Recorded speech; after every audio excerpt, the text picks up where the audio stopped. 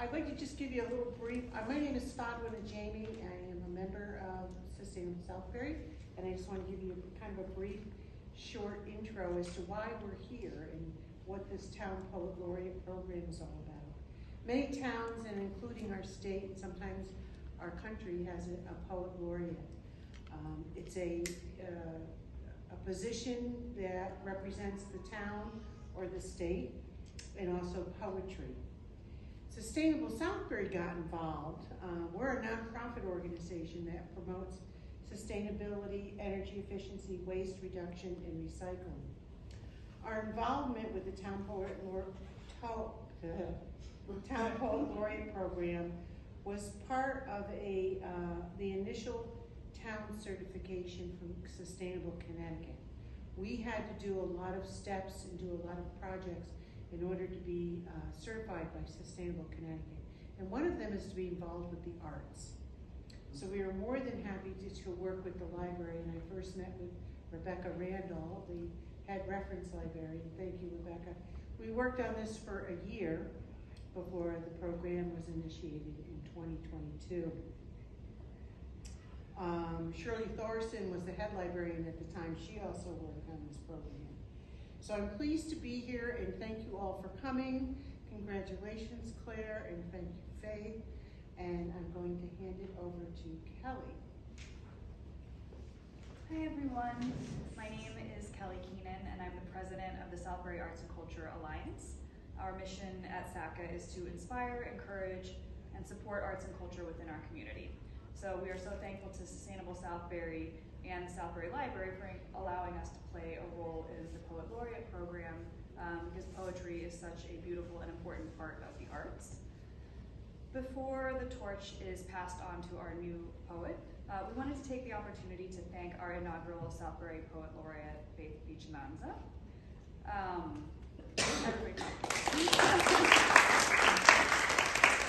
When Faith was appointed in 2022, she stepped into a brand new role that had never existed in the town before. From the very beginning, she made it her mission to make poetry accessible and meaningful to everyone in the community.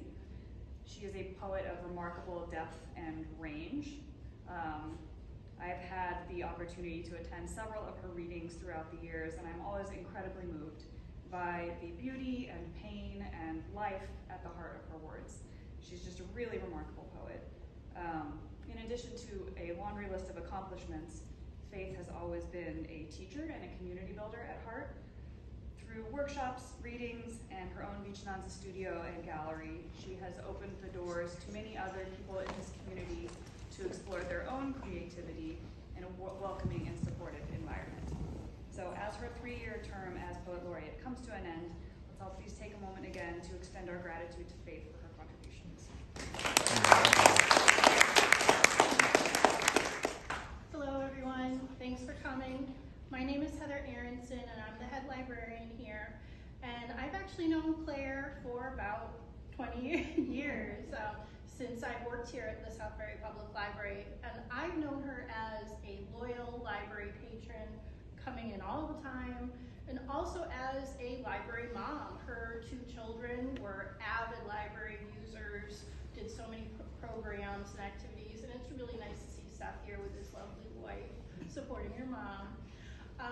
But I'll be honest, I had no idea that she was a poet. And that just goes to show that you really never know what each one of us does on our own time, all the creativity, all the talents that we probably all each have and can share with each other. And that's what's great about this, is that places like the library and the Arts Council can bring that out and bring us together. So I'll just give a little update on what Claire's been up to in her professional life as a member of the Connecticut Poetry Society, the National Federation of State Poetry Societies. She's also been published in a variety of publications, including the Connecticut River Review, which you were also a co-editor, the Anthology of New England Writers, The Archer, and The Poets of Now, among many others. So her work, Response to the Confessional Poet, was nominated for a Pushcart Prize. So if anyone recognizes that, that's a big deal. I do want to say thank you and congratulations. I want to say thank you also to Faith. Thank you for being our inaugural Poet Laureate. We had a lovely term with you, and we are thrilled to see what Claire will bring to us. And now I'm going to hand it off to someone who cares deeply about the arts and is a big art supporter, our first selectman, Jeff Mandel.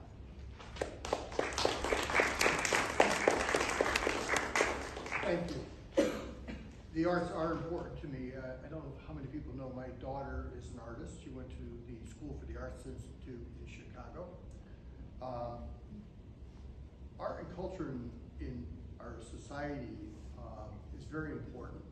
I look around the room, see a lot of different things that are art. My daughter also went on to get her master's in art history.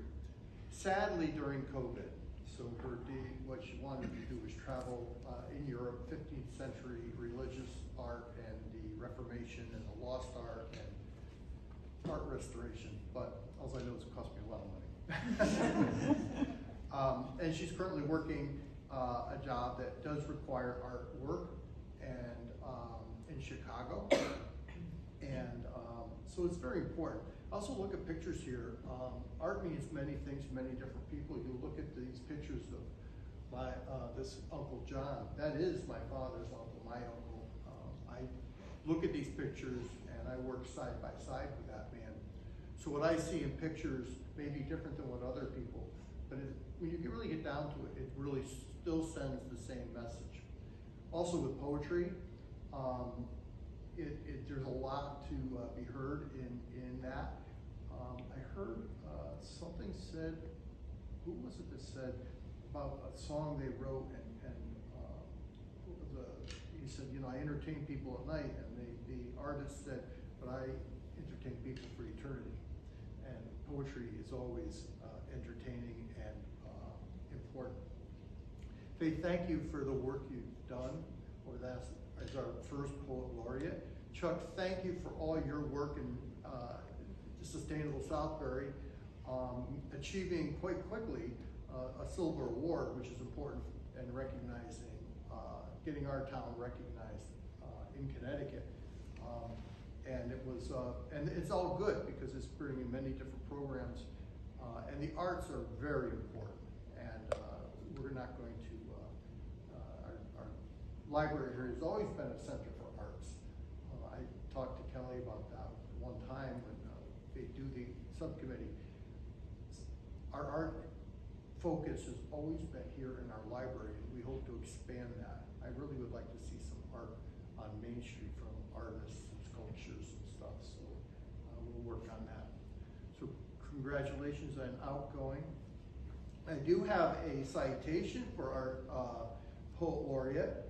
Town of Southbury official citation, recognition, and congratulations to Claire Schreier Warner on your appointment as Poet Laureate for the Town of Southbury, October 24th, 2025. Congratulations.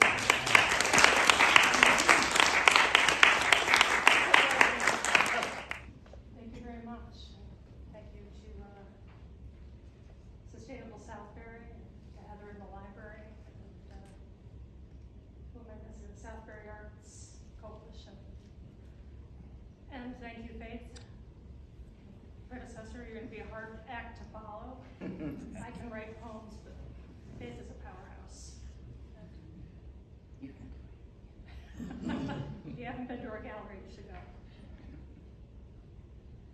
I'm going to read you a few poems. This first one is my autobiography. It's called Overture. I am from picture books and prayers before bedtime, a glass of chocolate milk on the homemade doll's house that serves as a nightstand. I am from lilac, syringa, and forsythia in the backyard, poppies on Memorial Day. I am from children of Great Depression, from orphans, paralyzed throats, post-traumatic stress, from a penny saved is a penny earned, waste not, want not, thrift. I am from playground balls that must not be chased out of the yard into Route 6. I am from kuchen, crescent rolls, and oatmeal cookies, beef stew with a can of peas tossed in. I am from hand-me-down dresses, scraped knees, banana seats with high handlebars.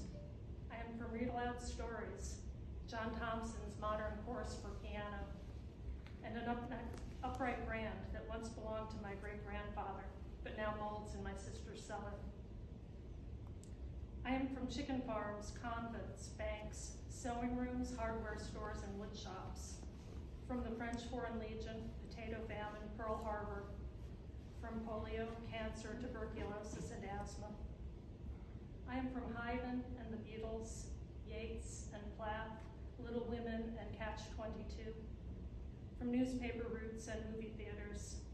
From sisters living and a brother not. I am from homelessness, sanctuary, love and rejection, unspooling behind me like a dirt road, or a river I watch flow from upstream, a flotsam of contradictions, lost faces, lost names.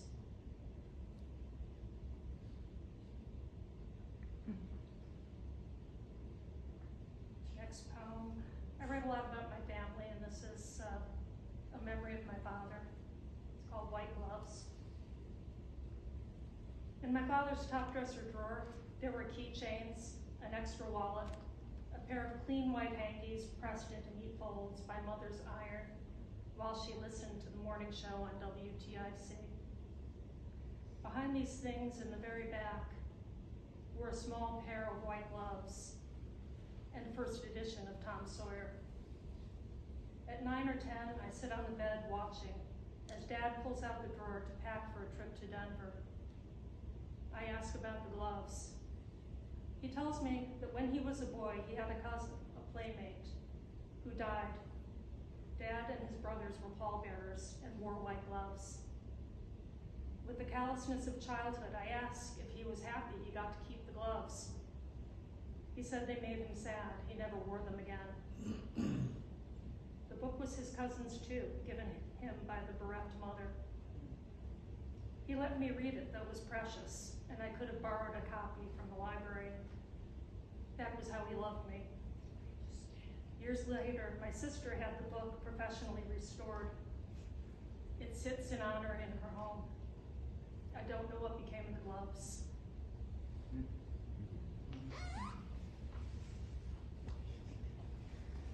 Next poem was a request.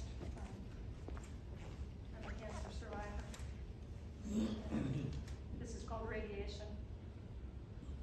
Not the radiance of youth or beauty, not a glow on a dial, a heater coil, nor the devastation of Hiroshima, Chernobyl, 3 Mile Island.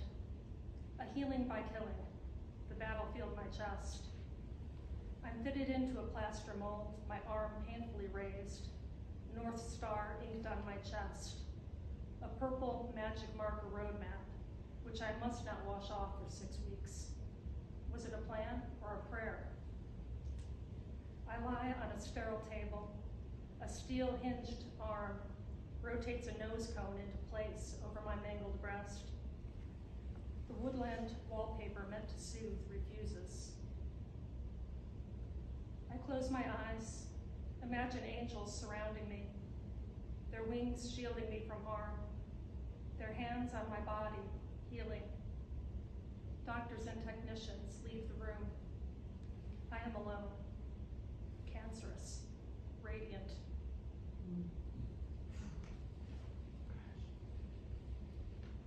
Okay, I'm gonna finish up with a brand new poem.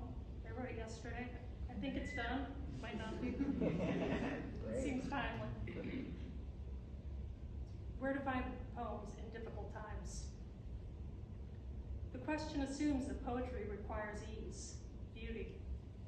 It is there always, in the sound of metal on wood as your car hits the side of your father's barn,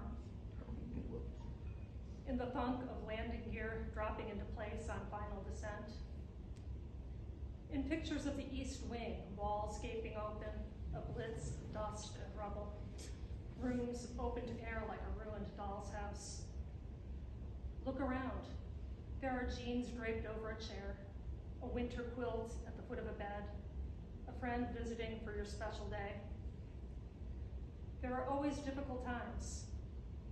There is another school shooting, another assassination, the military fires on another vessel. When I was a child, there was war in our living room every night at 6. How do you find poems in difficult times? Pour a cup of coffee and use real cream. Feel it rich and smooth and bitter on your tongue. Maybe there are fresh berries in the fridge. You can find the poems in your photo album, on the counter between the toaster and the flour canister, in the office next to the shredder, in the music of tractor trailers passing on I-84 in the morning darkness. We've been on edge a long time. I want to exhale now. I want to be still, to find the poem in a child's sticky fingers or in a sleeping cat.